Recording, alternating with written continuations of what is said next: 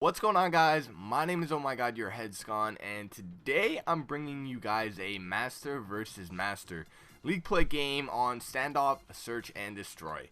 And I decided to use this particular game because, we actually make some incredible plays. I'm playing with a couple of teammates here that are a part of a team that I'm a part of.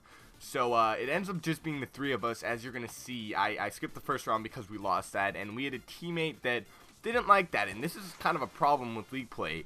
You're gonna see in a second here, he dies.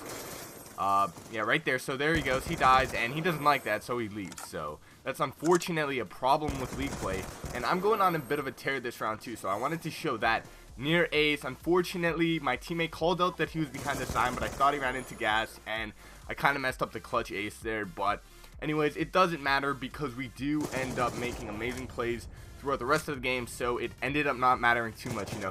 Who knows, had I clutched that, how the game would have went. Maybe we would have lost. But anyways, let's skip ahead to when we're actually down 5-1. Alright guys, so here we are, 5-1 against a team of all masters. It's just the three of us, so we're playing 3v4. We have to win 5 in a row. This seems pretty improbable. It looks like a guaranteed loss. There's no way we're gonna win this, but we pick up our game, and my two teammates, Essence Misery and Ess Coyote, they really step up their sniping game, and we get so many picks throughout the rest of this gameplay right at the beginning. They'll get one, they'll get two, like right in a row, and I have to give them huge props for that. If it wasn't for those picks, we probably would have lost. No, we would have lost. There's no way we would win, because that's a big thing about search and destroy. You want to have numbers, and when you're down a man at the start already, you want to get it evened up as quick as possible, or else pretty much everything you're going to do, if you try to make an A push, you're probably going to lose, because the other team has 4 people, and they can already have 2 people watching there, and another person, kind of over a tank, ready to rotate into A, and chances are you're not going to win that push. So that's kind of where sniping comes into play in search and destroy.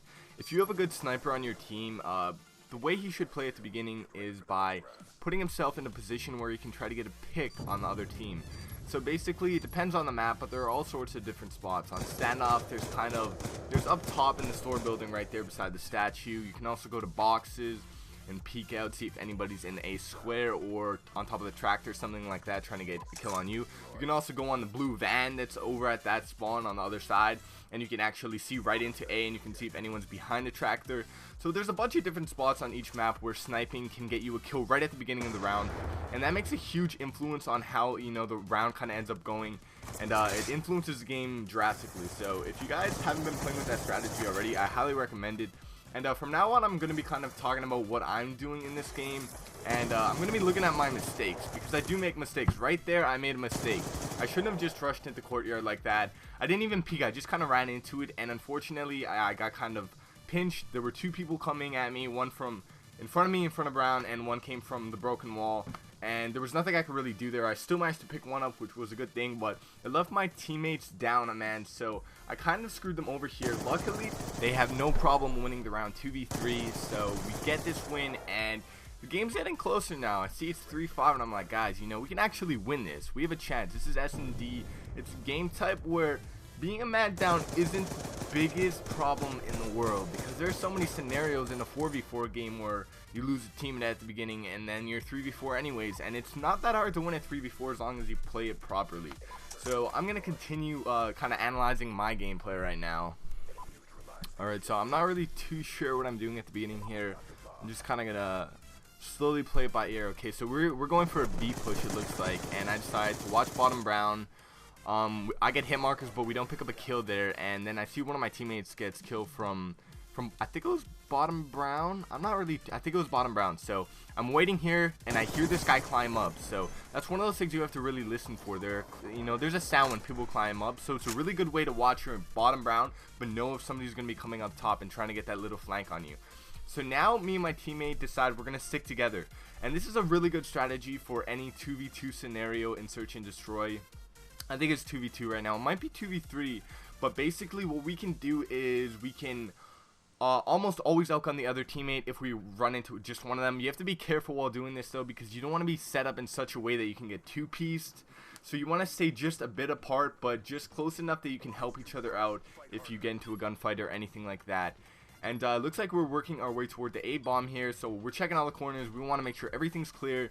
This is definitely a good strategy for search and destroy, because there are people that will just straight up camp in corners, and there's nothing wrong with doing that in competitive search. It's actually only a 2v1 here, so that's another reason we really want to stick together. If this guy does manage to get a kill on one of us, the other person's there to pick him up, so it's not a big deal. And right there, unfortunately, I pull out a stun and I get my teammate killed because the guy dropped shots as well, and I missed all my shots, but nevertheless, we won the round, and that's all that mattered. And I'm getting close to streaks now too, so it's a pretty good scenario for me, and it's looking pretty good for our team. We've come back 3 rounds in a row now, and we're actually not too far from the win, so we're getting hyped, and we know we can win this. So I'm gonna see what I do the next round. Just give it a second to load. I don't really remember exactly how I play this. I think we decide to somebody pushes back gas station and gets a pick. And because he got that kill, which was a huge kill, it's now evened up in numbers again.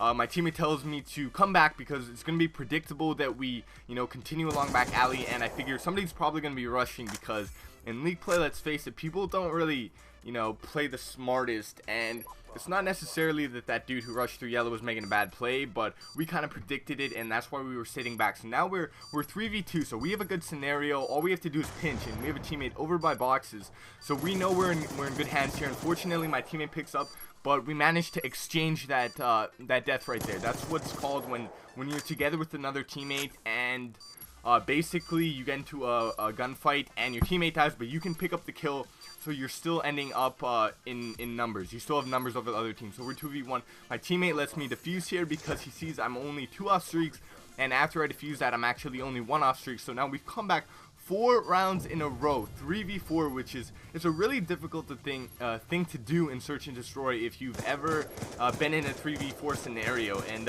it doesn't happen very often. So I was really stoked. I was also dropping 15 kills, so I was really happy about the gameplay, and I was like, please win this, please don't choke. I'm 1 off streaks. All I have to do is get a single kill, and we're pretty much good to go. And that's what I'm gonna try to do here. I decide to push into A. I try to stun if anybody's trying to rush A through mid street. I chuck a nade, and luckily here I picked this guy up. I was really weak. I got EMP'd.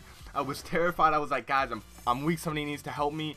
I can't even call in my Hellstorm, and while I'm just sitting here kind of waiting for somebody maybe to push right through A, my teammates managed to pick up 2 kills in a row, so there's only 1 guy left. I got him on the Hellstorm, and there it is. 5 rounds in a row, 3v4. I was really excited that we'd managed to pull that back and make that amazing comeback. So shout out to my teammates, Essence Misery and Ess Coyote, and I hope you viewers enjoyed this video. And if you want anything else like this, kind of a breakdown of a League Play game like this, just leave a comment, rate, and subscribe. And otherwise, have a great day. Peace.